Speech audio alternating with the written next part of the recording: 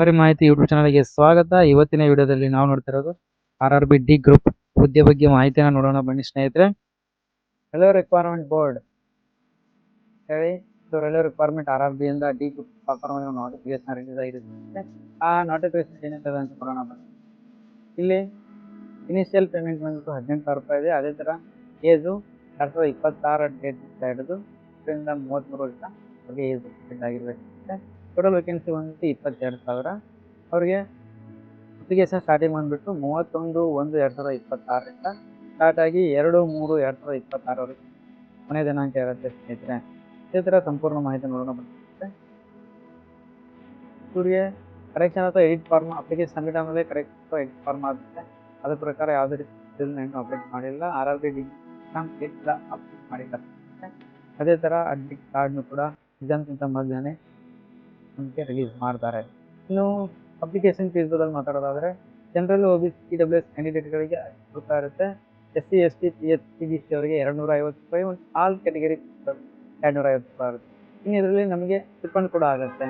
ಯಾರೆಲ್ಲ CBT ಎಕ್ಸಾಮ್ನ attend ಮಾಡ್ತೀರಾ ಅವ್ರಿಗೆ 400 ರೂಪಾಯಿ ಜನರಲ್ OBC EWS ಜಮಾ ಆದರೆ SC ST ಕ್ಯಾಂಡಿಡೇಟ್ಗಳಿಗೆ 250 ಜಮಾ ಆಗುತ್ತೆ. ಎಲ್ಲ payment UPI, debit card, credit card, net banking ಮುಖಾಂತರ ಪೇಮೆಂಟ್ ಅವೈಲೇಬಲ್ ಇದೆ. ಇನ್ನು ಏಜ್ ಬಂದ್ಬಿಟ್ರೆ 18 ವರ್ಷದಿಂದ ಮ್ಯಾಕ್ಸಿಮಮ್ ಏಜ್ವರೆಗೂ 33 ವರ್ಷ ಅಪ್ಲಿಕೇಶನ್ನ ಸಬ್ಮಿಟ್ ಮಾಡ್ಬೋದು. ಇನ್ನು ಟೋಟಲ್ ಪೋಸ್ಟ್ ಬಂದು 22,000 ಅಪ್ರಾಕ್ಸಿಮೇಟ್ ಅಂತ ಕೊಟ್ಟಿದ್ದಾರೆ. ಇದರಲ್ಲಿ ಎಲ್ಲ ವಿದ್ಯಾರ್ಥಿಗಳು ಎಲಿಜಿಬಿಲಿಟಿ ವಿದ್ಯಾರ್ಥಿಗಳು 10ನೇ ತರಗತಿಯಿಂದ ಕಂಪಲ್ಸರಿಯಾಗಿ ಪಾಸ್ ಆಗಿರ್ಬೋದು. ಇನ್ನು ಅವ್ರಿಗೆ ಫಿಸಿಕಲ್ ಟೆಸ್ಟ್ ಅಂತ ಒಂದಿದೆ.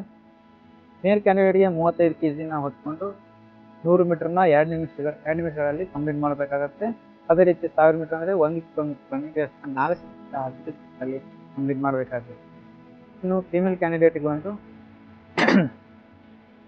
20 kg ವೇಟ್ನ 100 ಮೀಟರ್ ರೇಸ್ಗೆ 2 ನಿಮಿಷದಲ್ಲಿ ಕಂಪ್ಲೀಟ್ ಮಾಡಬೇಕಾಗತ್ತೆ. ಅದೇ ಥರ 1000 ಮೀಟರ್ ಅಂದರೆ 1 ಕಿಲೋಮೀಟರ್ನ 5 ನಿಮಿಷ 40 ಸೆಕೆಂಡ್ಗಳಲ್ಲಿ ಕಂಪ್ಲೀಟ್ ಮಾಡಬೇಕಾಗುತ್ತೆ. ಮೇಲ್ ಹಾಗೂ ಫಿಮೇಲ್ ಕ್ಯಾಂಡಿಡೇಟ್ಗೆ ಇಬ್ಬರಿಗೂ ಕೂಡ ಒಂದೇ ಒಂದು ಚಾನ್ಸ್ನ ಕೊಡ್ತಾರೆ. ಈ ಅವಕಾಶನ ಉಪಯೋಗಿಸ್ಕೊಂಡು ಯಾರೆಲ್ಲ ಎಲಿಜಿಬಿಲಿಟಿ ಕ್ಯಾಂಡಿಡೇಟ್ ಇದ್ದಾರಾ ಅವರೆಲ್ಲರೂ RRB ಡಿ ಗ್ರೂಪ್ಗೆ ಅಪ್ಲಿಕೇಶನ್ನ ಸಬ್ಮಿಟ್ ಮಾಡಿ ಮುಂದಿನ ದಿನಗಳಲ್ಲಿ ಅಪ್ಲಿಕೇಶನ್ ಯಾವ ರೀತಿಯಿಂದ ಸಬ್ಮಿಟ್ ಮಾಡೋದಂತ 30ನೇ ತಾರೀಕು ಅಥವಾ 1ನೇ ತಾರೀಕು ನಾನು ನಿಮಗೆ ವಿಡಿಯೋನ ಮಾಡಿಕೊಡ್ತೀನಿ.